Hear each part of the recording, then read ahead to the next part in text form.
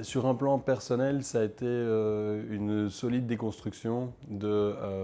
toute une série de modes de fonctionnement et de prise de conscience, entre guillemets, qu'il y avait une forme toute une série de protections que je me mettais qui m'empêchaient d'être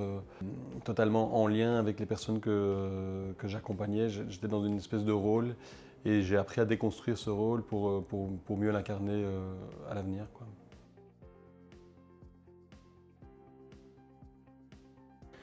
Alors, ce qui m'a motivé à faire cette formation, c'est le fait de me rendre compte que j'avais beaucoup d'outils, d'accompagnement, de connaissances, de processus que je pouvais mettre en place. Et je cherchais autre chose qui était vraiment un travail sur la posture et de pouvoir avoir un espace pour justement déconstruire les expériences menées et comprendre pourquoi est-ce qu'elles fonctionnaient et pourquoi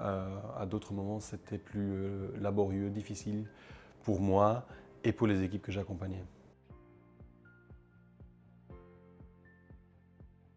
Le sens de la formation Coach and Team, c'est précisément de donner une importance au sens des processus qu'on met en place, d'avoir une vigilance particulière à cet endroit-là et de montrer que le travail de coaching se situe davantage sur la question de l'articulation de différents sens et processus et pas tellement sur les contenus. Or, très souvent, les demandes initiales qui nous viennent sont souvent centrées sur les contenus.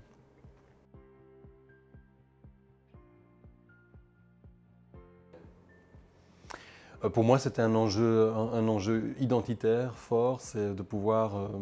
avoir un espace dans lequel je puisse reconstruire une identité de coach plus forte, d'avoir aussi un espace de déconstruction et de reconstruction du point de vue collectif, et donc de pouvoir sortir d'une certaine forme d'isolement avec mes questionnements et de pouvoir les partager et de trouver quelque part une forme de communauté de personnes qui peuvent me comprendre par le fait d'avoir un langage commun, un langage qui permet de retourner dans ma réalité, mais avec toute une série de codes et de concepts et de lectures sur lequel après je peux je vais pouvoir jongler et pouvoir retourner dans cet espace, cette communauté, pouvoir en discuter. Et donc